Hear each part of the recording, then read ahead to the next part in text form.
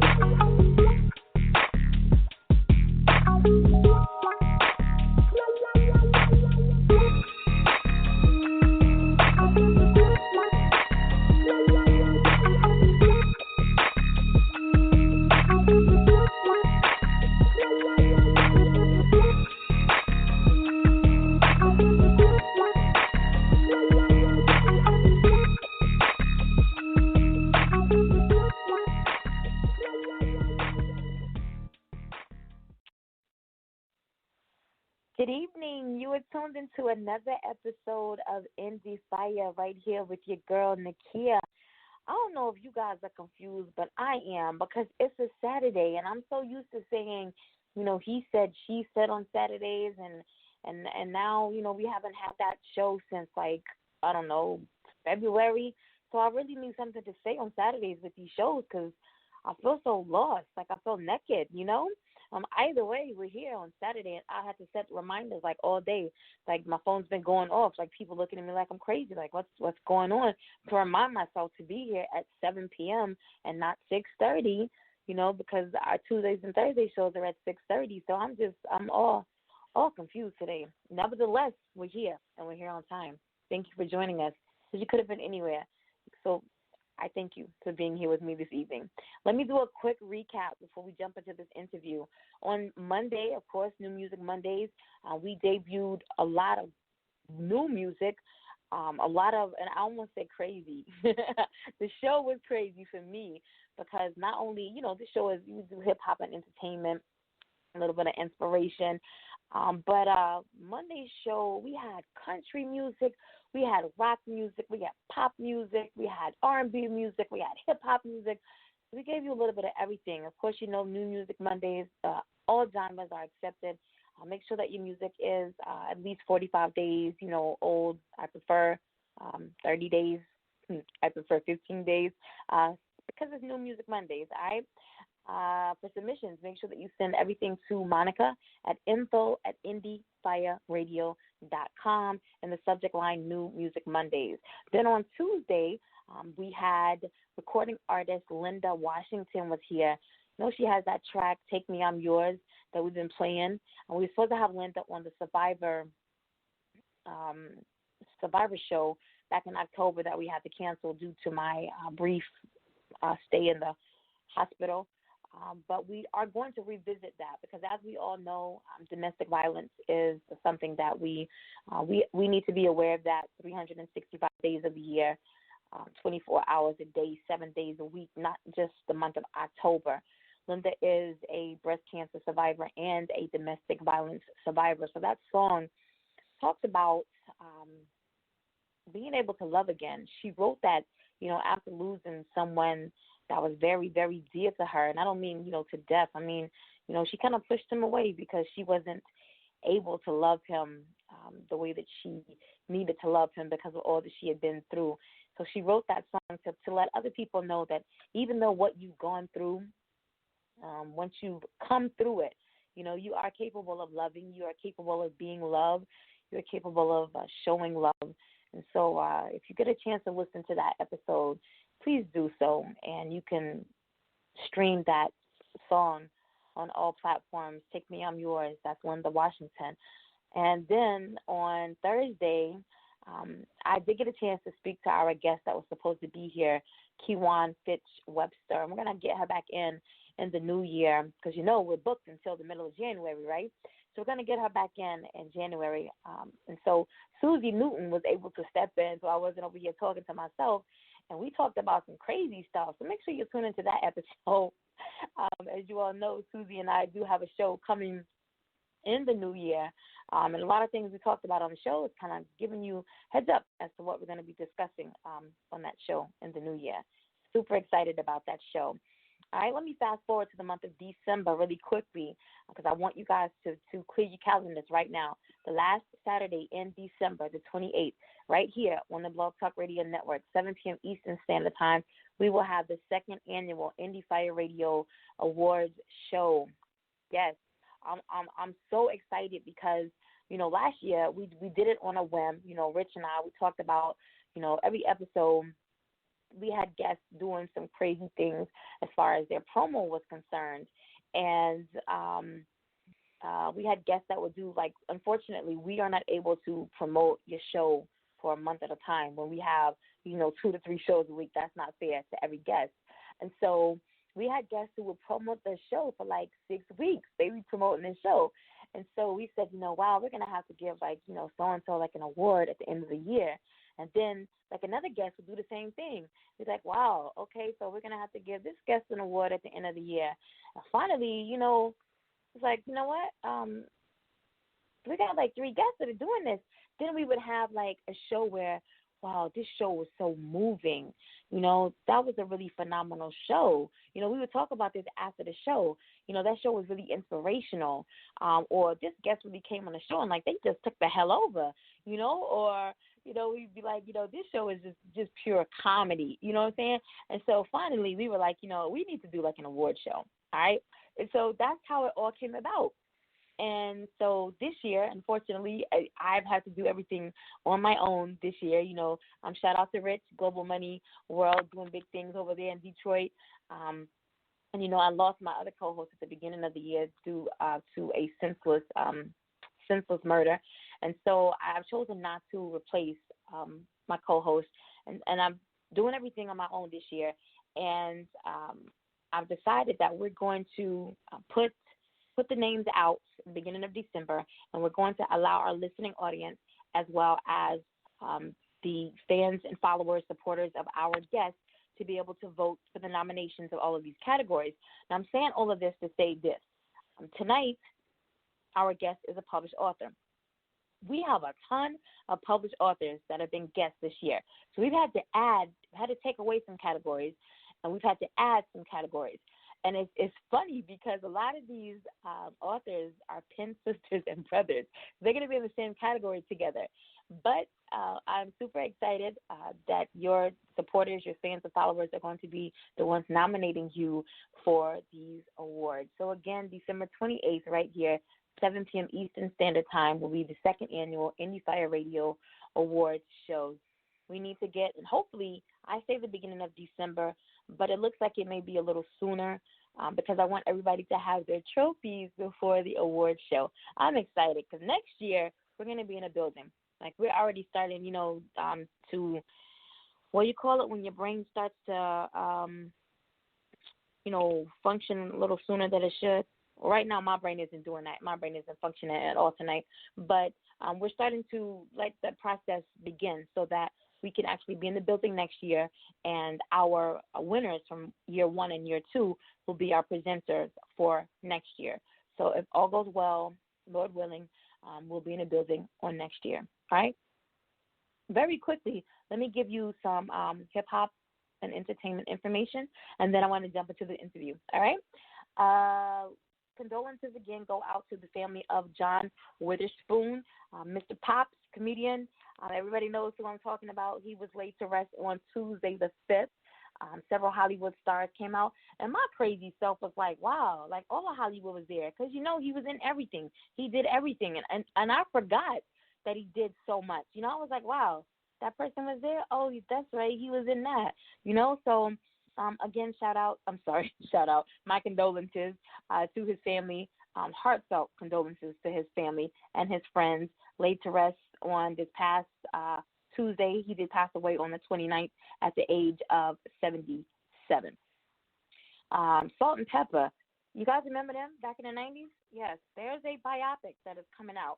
And I saw the cast and kind of shook my head like, no.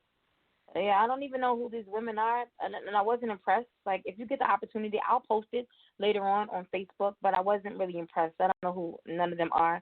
Um, yeah, but they have a biopic that's coming out. Um, let's see, Jacquees, new music. Yeah, we talked about this last year sometime. You know how he self-proclaimed himself as the king of R&B. Well, he did release new music on yesterday, and the album is entitled King of R&B. Yeah, y'all go check that out. I'm not impressed with that as well. No, not at all. YK Osiris, who came out last year, maybe this year, he's been out for some time, but his name really came out, early this year. He was, verbally battling Jacquees, saying, no, I'm the king of R&B. Well, he got locked up this week. Did y'all hear about that? Like, I was looking for information on him to talk about the fact that he was talking about the fact that he was the king of R&B, and actually found out that he was locked up. Yeah, he was arrested on aggravated assault and strangulation charges. He's in Fulton County Jail. His bail has been denied, and he was booked on Monday. Yeah, this goes back to an incident that took place in September. And again, I say bail has been denied. So his hearing has been set for latter part of November. I'll keep you posted on that. Remember A$AP Rocky got into a little assault incident in Sweden earlier this year? He was incarcerated for about a month.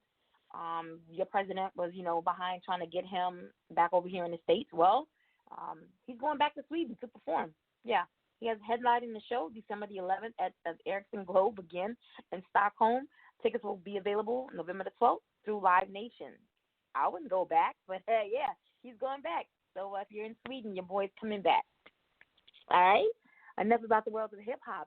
Our guest this evening is Dream, Wake, Work published author J.A. Butler. Now, I know you guys are probably thinking Dream, Wake, Work, Dream, Wake, Work, Dream. You've heard that name over and over and over again, right? I know. And, the way I said it, that's the way I have to remember it because, you go to sleep and you dream and then you get up, you wake up, right? You wake up and then you work, right? Well, and I told you we've had the honor to have all of these very esteemed authors on the show this year, and I think I've had them all except for maybe one or two, and we'll have one on the show again next month. But J.A. Butler, we have her on the show this evening. She's a published author from Philadelphia, Pennsylvania. She's been writing for as long as she can remember, so long, in fact, that she still can't believe that this is real, she says. She writes urban romance and is trying her hands in other genres in order to spread her wings. Her debut novel, Queen, was recently released and is available on Amazon. She is signed to Dream Wake Work Publishing Company, where she is the assistant to the owner and operator of this company, author Sarah. Jaime now resides in Lancaster, Pennsylvania, and is the mother to a 2-year-old daughter, Arya.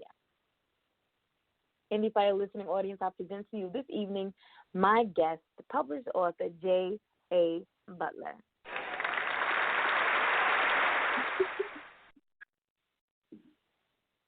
Hello. How are you? I'm fine. How are you? I am good. Thank you so much for being here with me this evening. You could have been anywhere. So I want to say again, thank you for giving so freely of yourself and your time to be here with myself and my listening audience. I feel like I've talked for the past hour. I didn't know I had so much information to talk about. Woo! I'm the one who feel honored. I still can't believe I'm actually in the interview. So, guys, I normally don't put business out there like that, but you know how excited I get to find out when I'm debuting somebody's music for the first time. I am somebody's first, interview in the United States. I am somebody's first interview. That's huge for me. And so this evening, this is Jaime's first interview. So I'm super excited to have that opportunity to cut the ribbon and be her first interview. When did you first realize that you wanted to be a writer?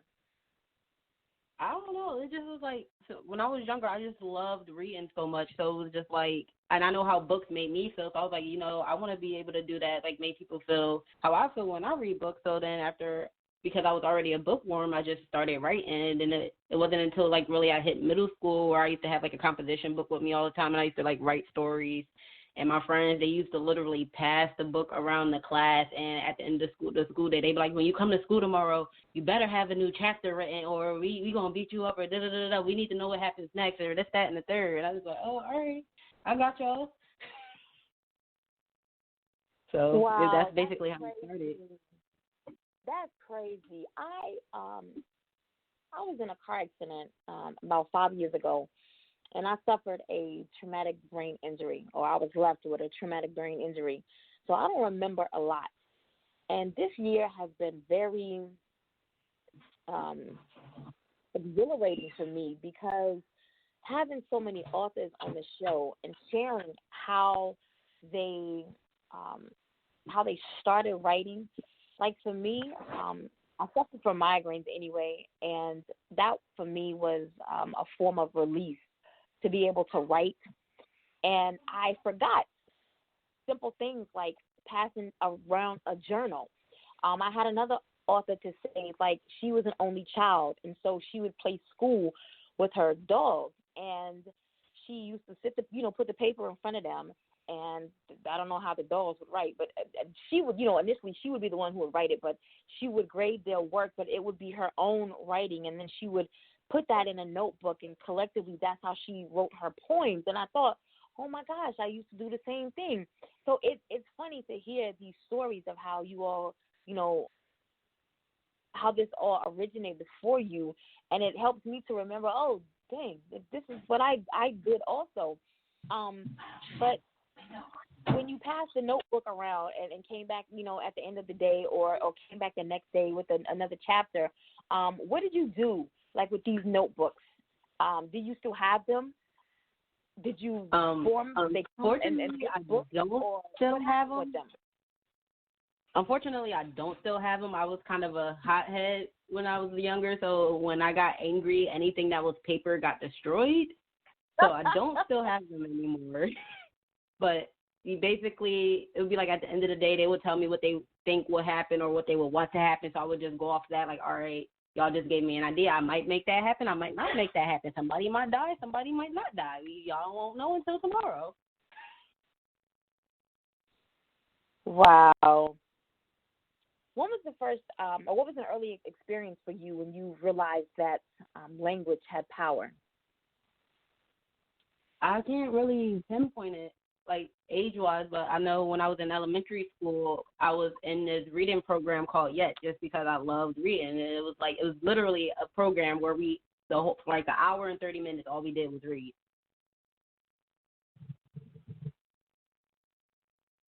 Wow. I think that is something, and I don't know, because my children have always been in private school, so they had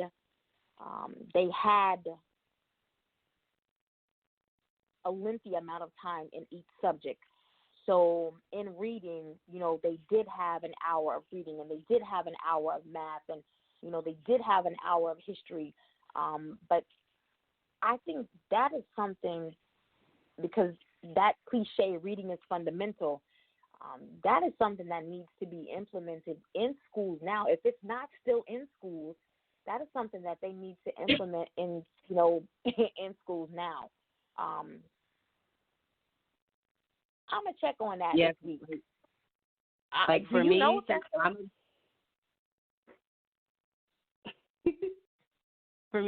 a big reader. Wait. We keep starting at the same time. Go ahead. Oh, I said just for me personally, because I'm a big reader and I have a daughter, and it's like I want her to love books as much as I do. So since she's been born, like, me and my stepmom will read to her. Like, she got more books than I do now, and her birthday just passed. And instead of people getting her birthday cards, I asked them to bring her a book with personal messages. And she does love reading. Like, sometimes she'll go, like, pull out a book herself and go through it. I mean, we do still read to her, but sometimes she doesn't always sit still for the whole entire story. But I'm thinking, like, I think I did do my job of instilling the love of books into her.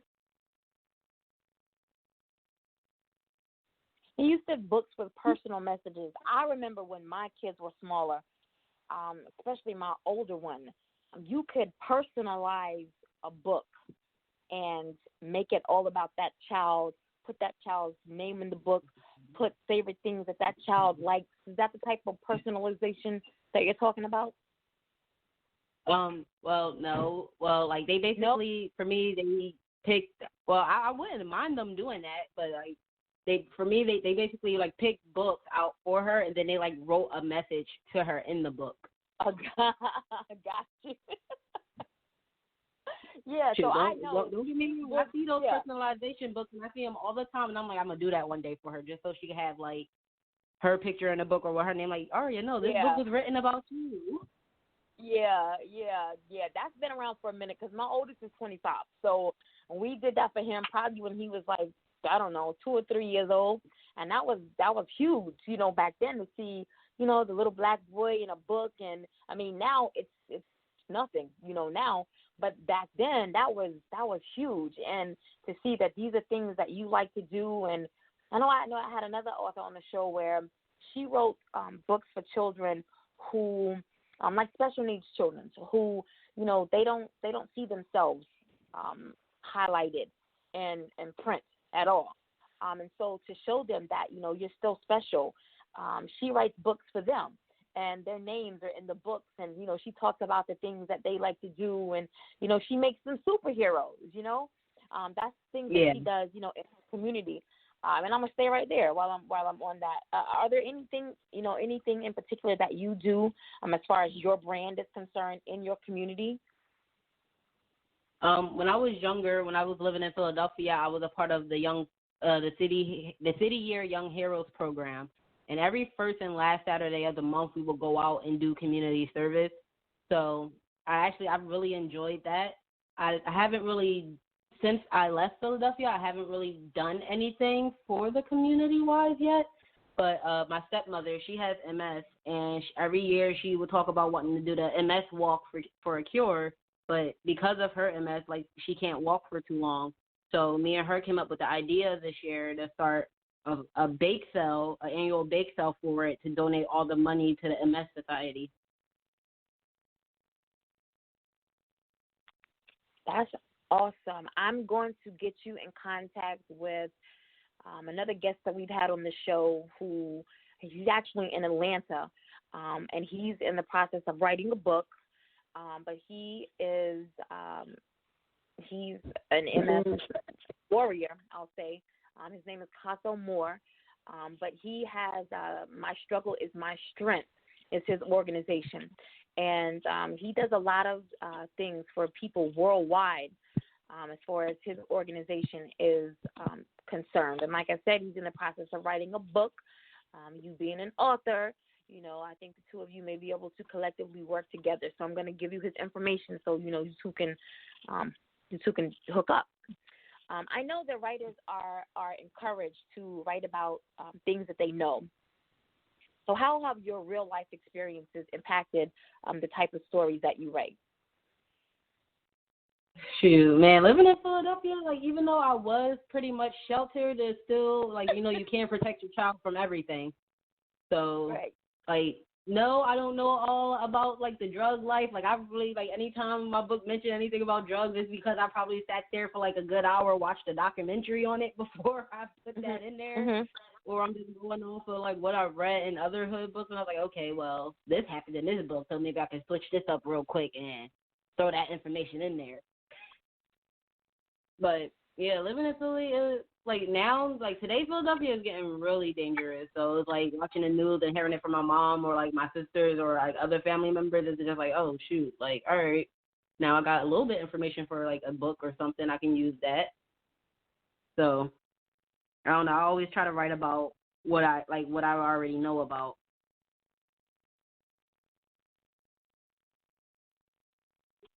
When you sit down to write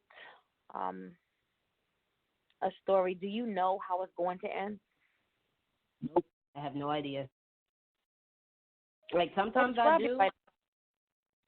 Like, for me, like, if I start writing a story, it's because I had, like, a spur of the moment idea and I just start writing. And then it's like after I had like gotten out my initial idea, it's like after that I was like, okay, so what I'm going to make happen next, and I got to usually sit there and think about it. So it's like with me being a part of a publishing company now and like not being able to have like my friends from middle school because we're still in contact, but without having them reading it and telling me what they want to happen or what they think is going to happen next, it's like I really got to think of every idea by myself now. This is kind of hard.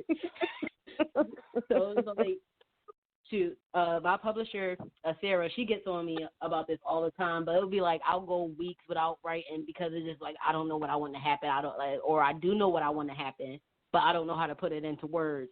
So if it's like if I can't figure it out, I won't write until I know exactly what I'm about to write.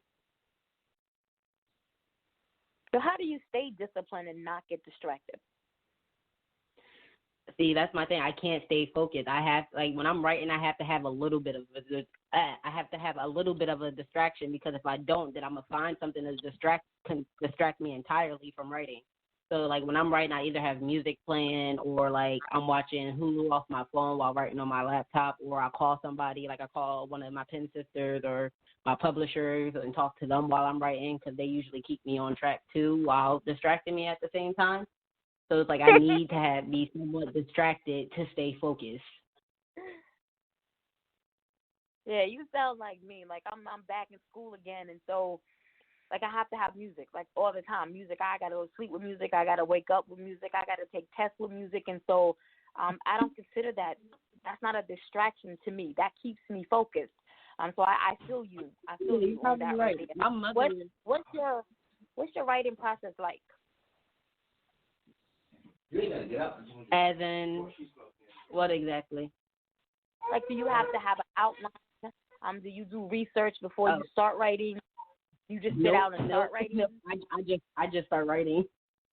And I think that's what sets me apart from my pen sisters and my pen brothers because they're so focused on like word counts and stuff like that, and they be having their word count goals, and I'm just sitting over here like, we got to do that? Like, is that the thing we were supposed to do? I mean, I don't have a word count goal, but when they start posting their word counts, I'm like, oh, I have this many words. I don't really have a goal for how many words my book is going to be. It's going to be as long as it needs to be.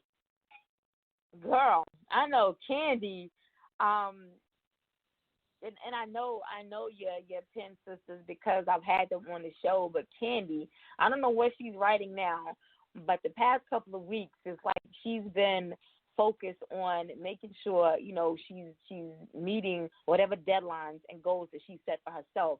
And so I always see her posting like I got to meet my word count for today, or I got to meet my word count for the week. And I'd be like, yeah, they serious about this. T. Bedford, she's the same way. I'd be like, ooh, they real serious about this. Candy's next book is going to be really good. I actually been helping her a lot on it a little bit here and there. Like I'll text her, make sure she's doing what she has to do, and ask her if she needs help and stuff like that. But like, yeah, they all be talking about their word count, and I just be sitting over here in the corner like, I mean, I got like 14,000 words if that means anything.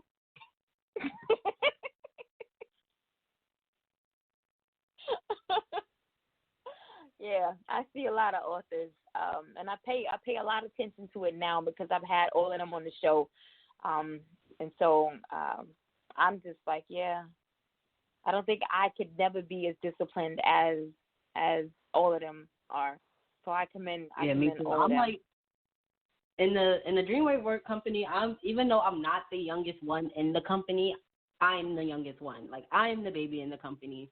So it's like I'm the one, like, in our group chat, I'll be, like, I really be just on some other type time, and I'm the one who always, like, trying to keep the energy alive. And sometimes I'll be like, you know what, good night. I can't deal with y'all tonight because I really be, like, on some out-of-pocket type time.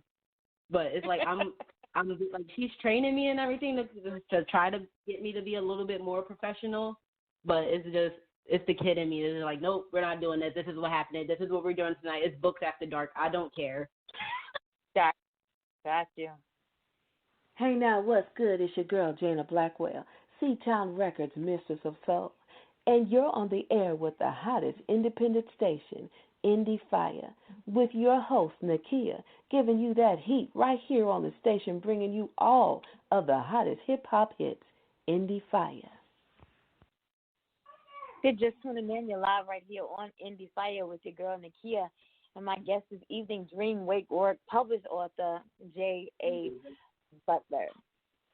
Right, so your urban fiction or urban romance. I'm sorry, urban romance. Talk a little bit about your recently released debut novel, Queen. Can you repeat that? I'm sorry. Give my listening audience a little bit of information about your recently released debut novel, Queen. So Queen is a girl. Well, the start of Queen basically was supposed to be a book about me, and then when I started writing again, I was just like, no, I'm gonna change it up a little bit. So Queen is basically this girl who, like, she was living in, like, York County for a little bit, or Lancaster County. I can't exactly remember which county I had her living in.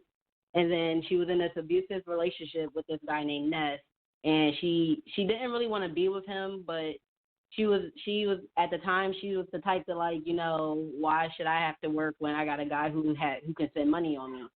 But after the last time, like, Ness basically tried to play her or whatever, she decided to, like, finally cut him off completely. And in the process of doing that, she met this guy named Logan. So Logan is a big time an up and coming drug dealer. Like, he's not a kingpin exactly, but like he was working his way up, and he's also a father.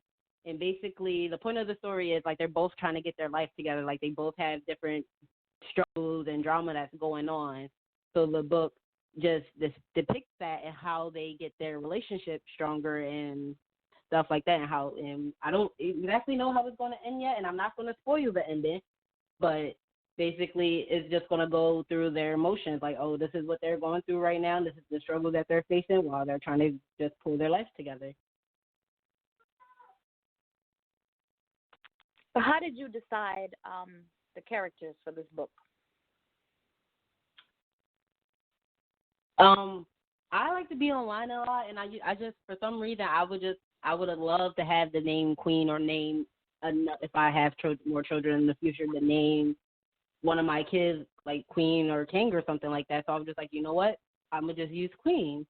And then Logan came because I used to role play online a lot, basically. And for those who don't know what that is, it's like you're basically writing a story with somebody through text back and forth. So you will write like a paragraph or something and send it to them, and then they will have to respond to that.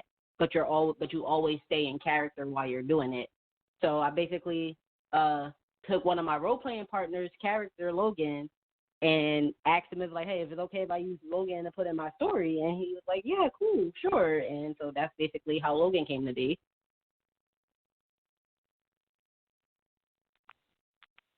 Is it difficult, since you're talking about Logan, is it difficult for you to write from the opposite sex point of view?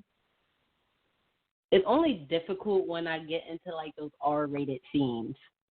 And that's when I go, like, to my male friend or, like, to my boyfriend. I'll be like, hey, how would you, like, describe doing this? Or, like, what are you thinking about while you're doing this?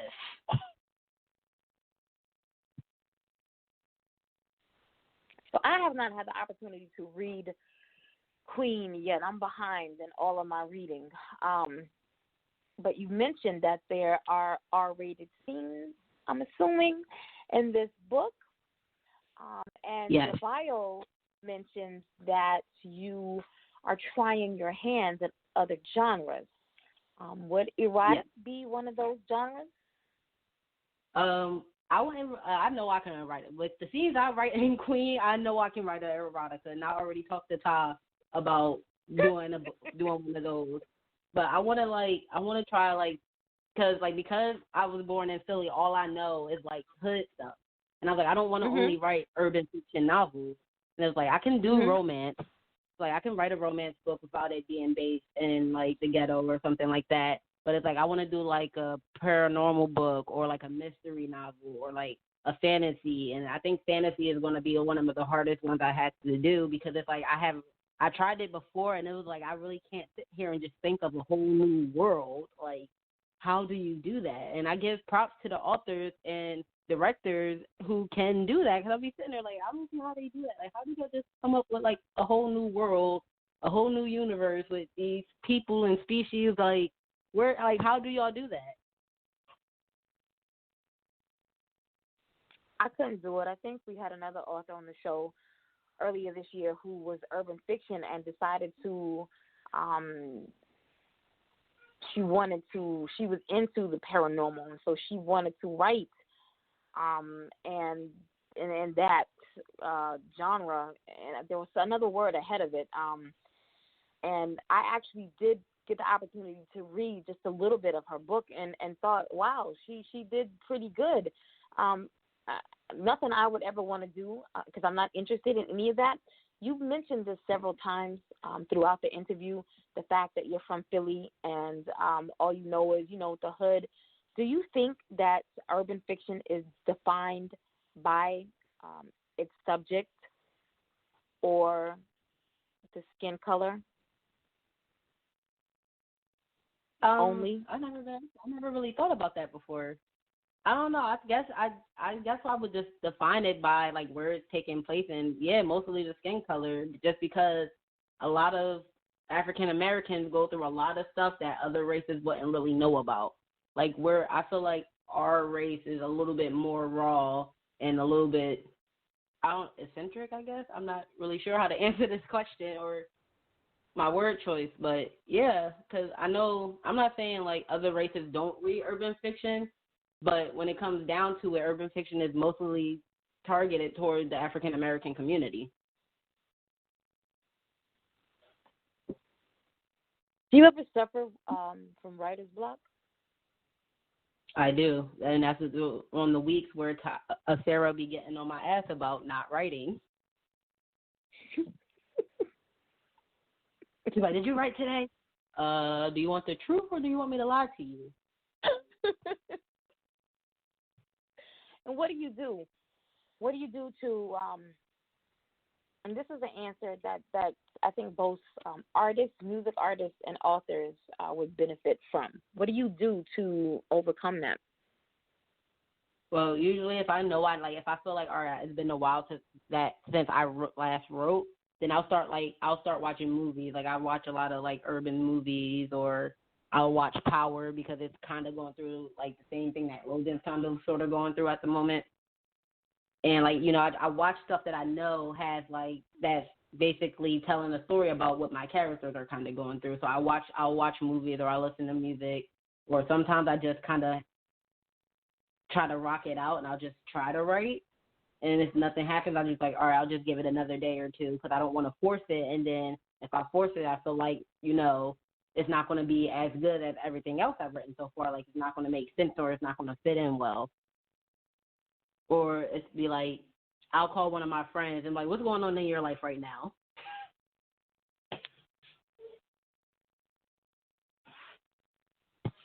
A lot of people view writing as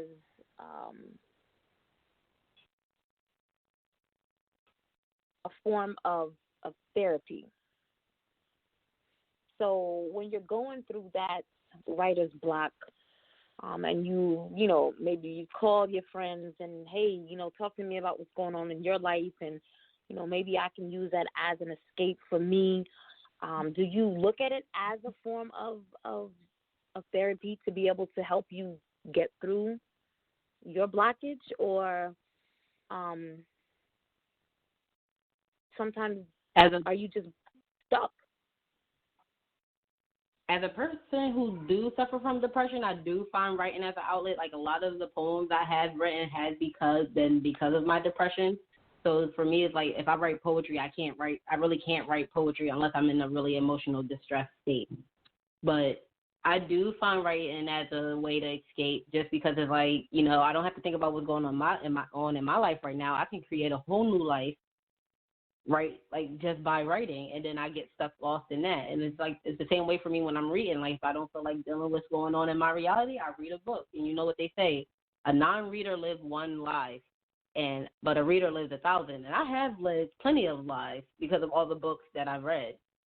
And so when I have my writer's block, it's just like, okay, what do I need to do something. Like maybe I've been focusing too hard, or so I basically just try to take the time to, recuperate myself. And then after that time done went up and I feel like it's been a little bit since I last wrote, I'll open my laptop and look where I left off, and then I'll just start writing. And it's just like, for me, it's like, I don't know how to explain it. It's just like sometimes I just need to take a break. And it's just like when my writer block come, I just have to take a break from it for a little bit, and then when I come back to it, it's just like, oh, okay, this can happen. Right. You got several callers. I'm gonna jump in. I'm gonna grab you. I recognize one number, so I'm gonna save that number for last. And I know that you work with and for a publishing company. What do you feel? And I'm not referencing this company at all. But what do you feel is the most unethical practice in the publishing industry? I feel like the most unethical practice is not writing your own book. Like, I feel like people can't call themselves a writer if you're not writing your book. Like, if you can't sit there and think of a book to write and you have to go and find somebody else to write your book, or you're plagiarizing somebody else's work, then you can't call yourself an author.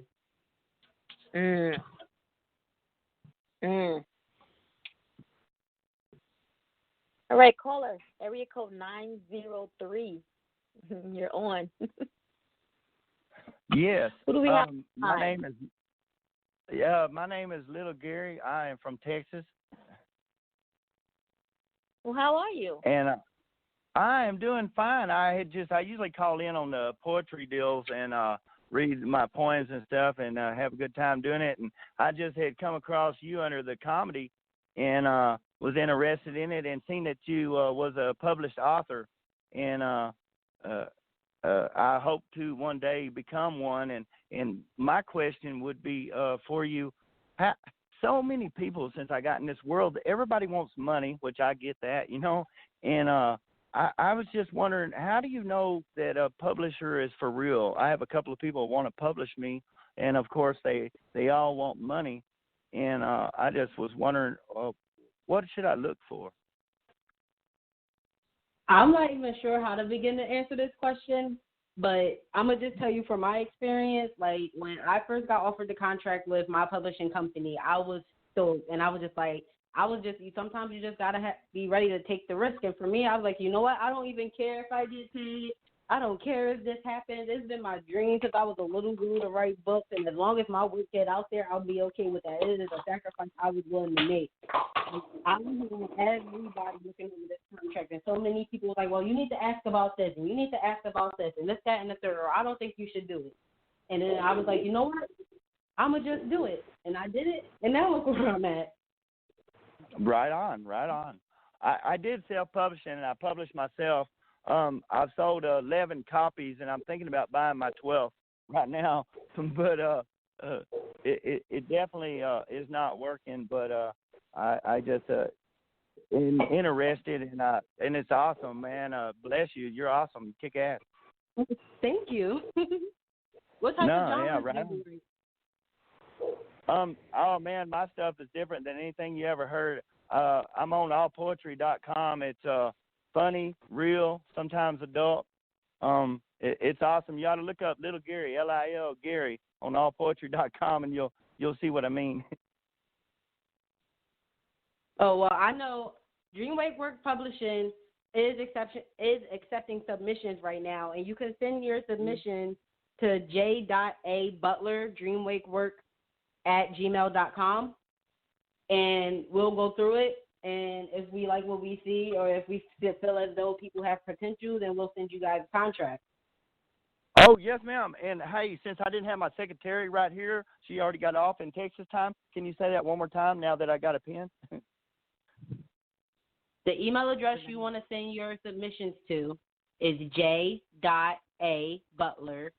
dreamwakework@gmail.com.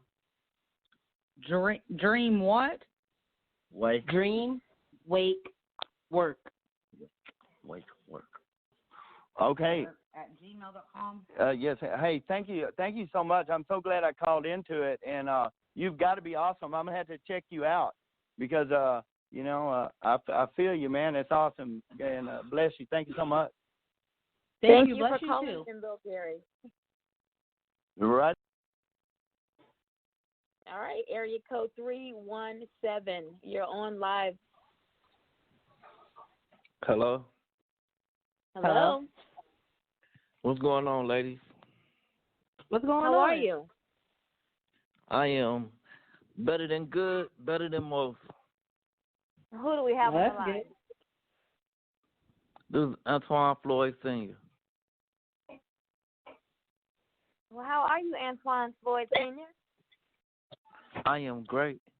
I just wanted to know, J.A. Butler. I wanted to know, yes, can you hear me? Yeah, I can hear you. Okay. I just wanted to know, J.A. Butler,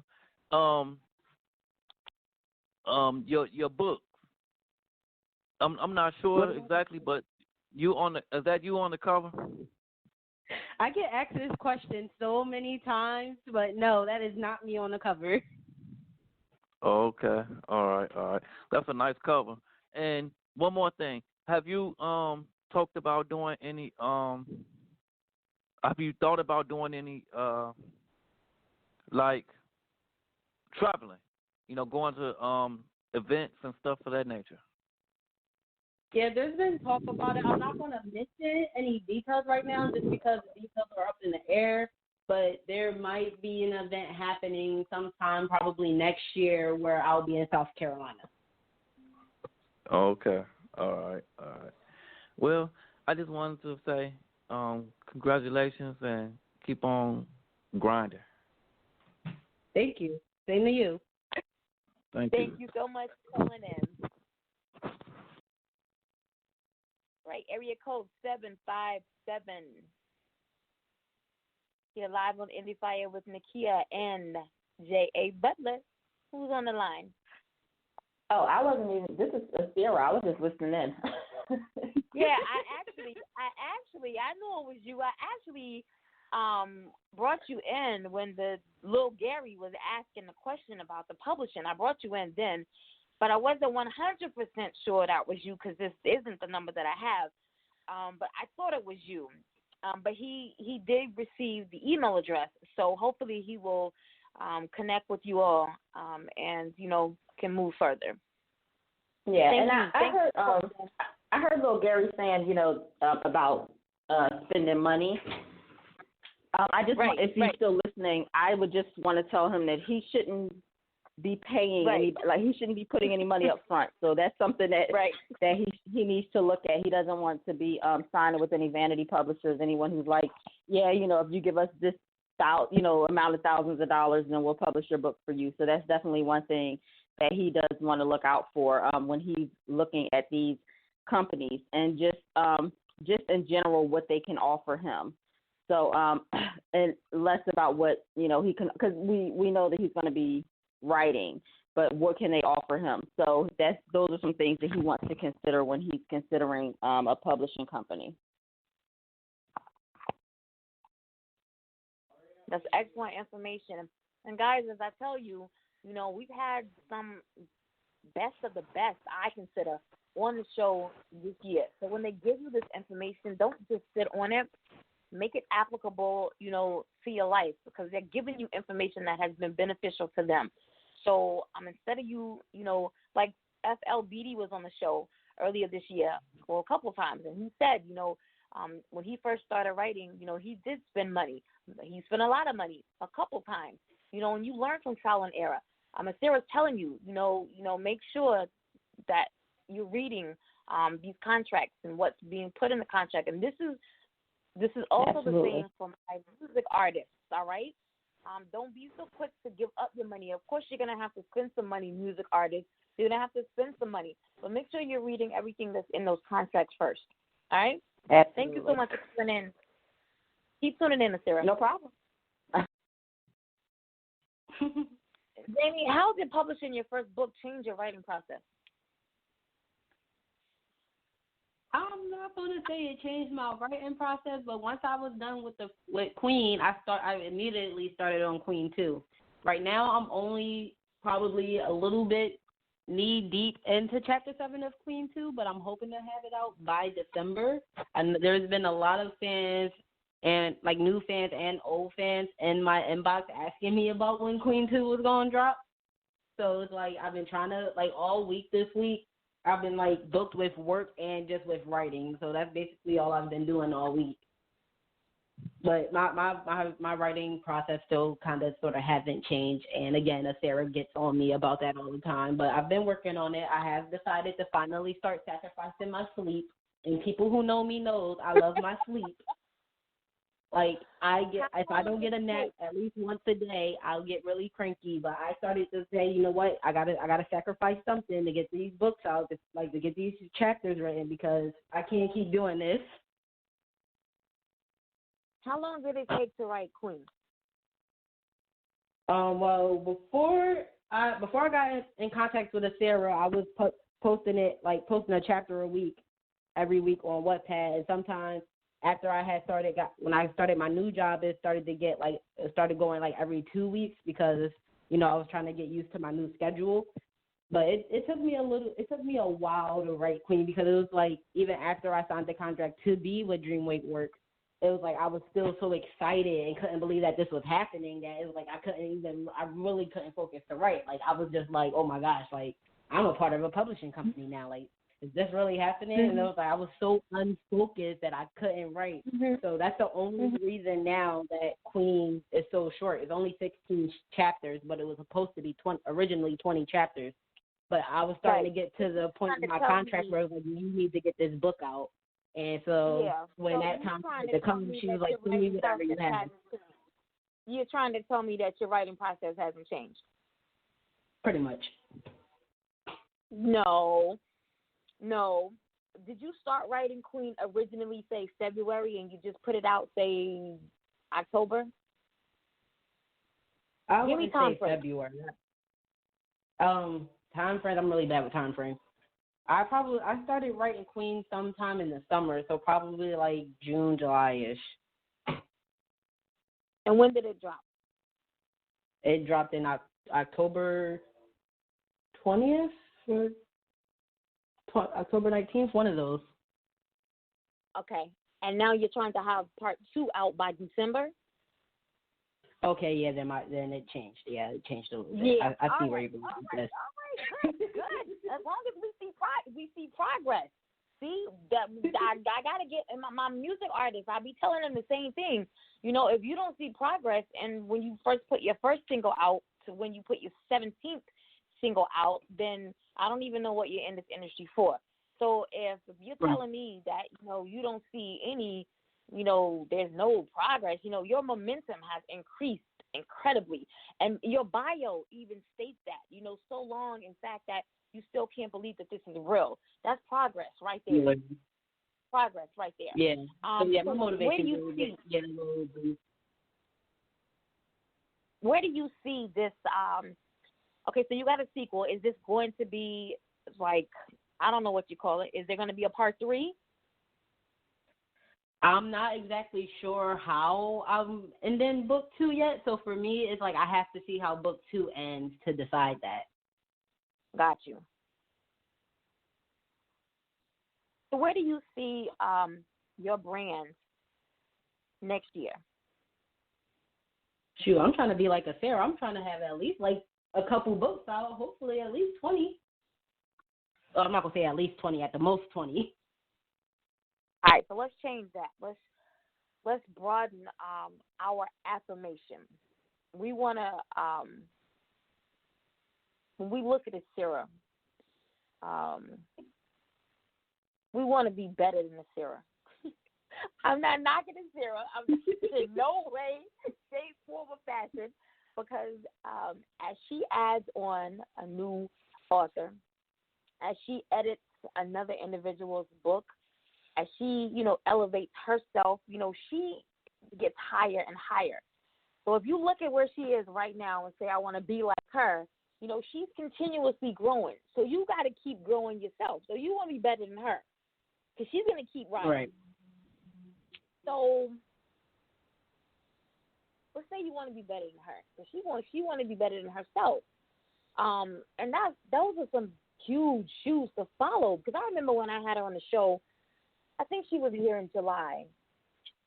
And I thought when I read her bio, and it's funny when I read the females that I've had on the show this year, and I've asked a lot of them, Of all the shows that you could have been on to introduce this or to promote this, or, why did you choose my show?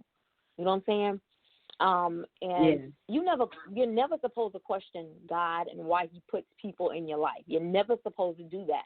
And I've learned that this year. You don't question why these people have been placed in your life. And I remember the level that she was on when she was here back in June or July. And I've watched her. I sat back and watched Dream Wake Work grow to where it is at now. And I just sit back and shake my head in awe. I am so proud to be associated with her and all. And I say this every time I get one of her authors on the show. I'm so proud to be associated with you all because it is amazing to be able to see a woman of color do everything that she set her hands upon and set her heart out to do. It is just amazing. So everyone that is attached to her, when you say I want to be like her, I want to be better than her, I want to be, greater than her, I know it speaks volumes about you, but I know that I can only imagine what goes through her mind when she hears you guys say that about her. I don't know. It makes me teary, I don't know how she be feeling, but it really makes me teary. So if that's what your aspirations are like for next year, I can't fathom what your goals will be like 5 years from now. But I feel like a person like that behind you, pushing you, if she pushes you like that now, and I've heard so many of the authors say, she don't cut y'all no slack at all. She don't, and I can honestly say, since I've signed up with Dreamwake Work, I've learned so much from her. Like right now, like I said, I'm working on Queen 2, but I'm also working on another book as well. Mm-hmm. And I feel like Queen 2, it shows some of my growth from being with Dreamwake Work, but the third book, the other book I'm working on right now, I feel like that's where y'all going to see a lot more of my growth. And I think these are not only writing, you're not learning the core values of becoming a better writer, but you're also becoming better women as well, and men. And I've only had one male, Arnold has been up here, but I just in talking to him and everything that she's instilling in him has been amazing as well. We've got another caller. I don't want to take up their time, so I know exactly caller, who this caller is. Area code 267. You're on with Nakia and author J.A. Butler. Who do we have on the line? Hey, Mom. Jamie. Hey, Jamie. This is my mother. I tried to get on the podcast from my phone. It wouldn't let me. Oh. Well, so, this is my mother, Nakia. Oh, how you doing? Oh, because the person was like, hey, Mom. And I thought, no, my kids don't have this area code. So that was you saying, hey, Mom. Yeah. I'm the mother of the author. How you doing? I know you're proud of your daughter. Very proud. This girl been writing since she could read. So it's like a dream come true to her. So it's just so decent to me. Like her dream came true. And have you had the opportunity to read the book? I got up to chapter 6. My phone is messed up. I gotta get a new phone so I can finish. But I read the majority of it. But I'm telling you, she's been writing since she could read and put words together. So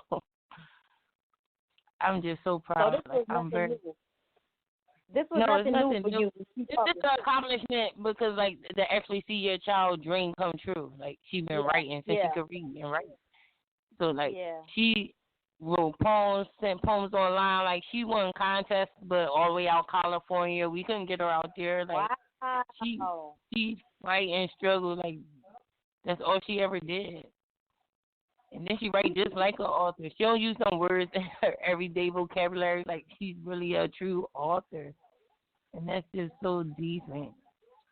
Like, it's so decent to see, like, one of my kids out of 5, like, they dream come true. Yeah. Like, yeah. Something they really wanted all their life.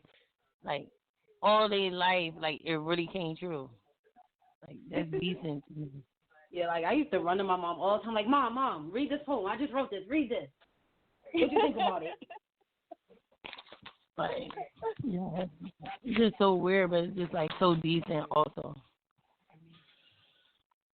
I know you proud. Yes. You know how many $1,000 prizes she could have won when she put them poems online? Like, she was winning them, Joe. You know, there's a time and a season for everything.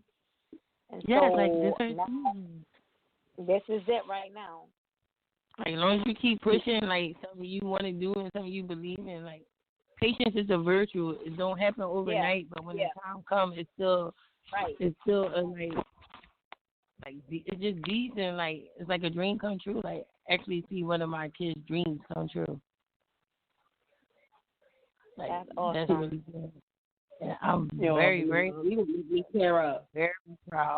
And I know, like, she should be happy because that's all she ever wanted to do. Like, she'll write books for the rest of her life. I think she's happy. True. If I would quit my job and do the right full time, I would. Yeah, like, you know, I got bills I need to pay. She can survive. Like, she keep doing what she's doing. Like, like, and it's like, it's just a natural for her. It's natural. So, like, yes, I'm a very proud parent of my second-born child, Jaime Butler. Yeah.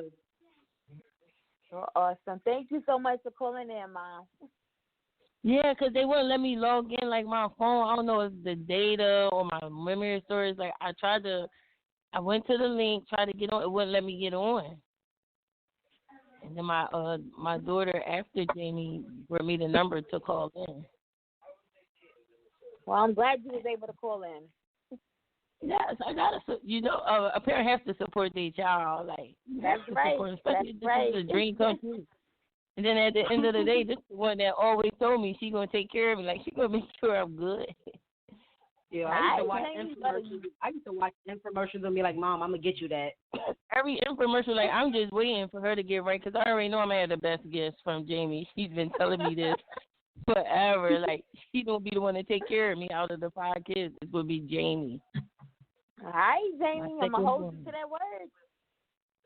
Yep. I always repeat my She already working on the second book, so, like, it'll be more books and more books. She probably be like a John Grisham or what's the other one named Sandra or something. Like, she gonna be one of them authors. Like, she gonna keep having books. Like, I think as long as she stays with the company that she's with, then I believe that'll happen. Oh, Sarah already know. I told her she might as well get rid of that 3-year contract. Yeah, I see the comment. She's going to be writing books the rest of her life. Like, she's going to be set. This is what she do. Like, natural. It's a natural for her. Sarah already know. I'm with DWWP for life. I'm not going nowhere. She can't get rid of me. I'm here to stay, and she just going to have to deal with that. Straight like that. Straight like my mama. That. Exactly. Right, Jaime, you know I love you. I love you too. Thanks for calling in, Mom. All right, Jaime, I'm going to go ahead and give you the opportunity to get all of your contact information out now for those who may be listening live or for those who may come back and listen to one of the many playback shows. Anyone who's interested in purchasing Queen, Queen 2, any of the future books, anyone who's interested in contracts with Dream Wake Work Publishing, any tour dates coming up, whatever their need may be to get in contact with you or the publishing company, the floor is now yours to get your information out. Well, like I said before, if anybody has submissions or want to sign with Dream Wake Work Publishing, y'all can send y'all submissions to j.a.butler, dreamwakework@gmail.com. And if we like what we see, we will send you guys a contract. We will be in contact with you guys. Also, a lot of my Pen brothers and Pen sisters got books on Amazon too, so, look them up. And, we always hear, like, Dreamway Work is like a family. Like, we literally, we act a fool in our group chat, but at the end of the day, we always there. Like, we always constantly calling each other, making sure everybody's cool. It's not like, oh, we just work with each other. Like, no, we really take care of each other. Like, we're literally like a miniature family, but we're growing. So if you want to be a part of a dope team, Dreamwake Work is the place to be. And again, that submission email is j.a.butler, dreamwakework@gmail.com.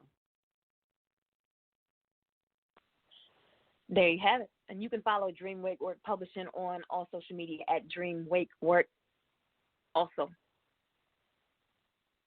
Next week, we have 4 shows. You are so very welcome. Once you're on the show, your family, so you're welcome back anytime. Once Queen 2 drops, I'm sure we'll have you back in the new year because, again, we're booked until the middle of January. Next week, 4 shows as well. Monday, 7 p.m. Eastern Standard Time for New Music Mondays. Tuesday, rapper and songwriter Reagan, or possibly Rajon. I'll let you know on Tuesday, 6:30 p.m. Eastern Standard Time. On Thursday, Sorrell Lamont Williams, keyboardist and a musical arranger for Says Zion Jazz Band out of Waterbury, Connecticut, will be here 6:30 p.m. Eastern Standard Time. And Saturday at 7 p.m. Eastern Standard Time, the founder of Coco Vida Coquito, Sean Wilson, out of the Bronx, will be here 7 p.m. Eastern Standard Time. Yo, I'm tired thinking about all that, but I'm excited. So if you cannot make them all, please, please, please do not miss them all. And as always, let me leave you with a quote. Music produces a kind of pleasure which human nature cannot do without. That's Confucius. Until Monday at 7 p.m. Eastern Standard Time, have a good night.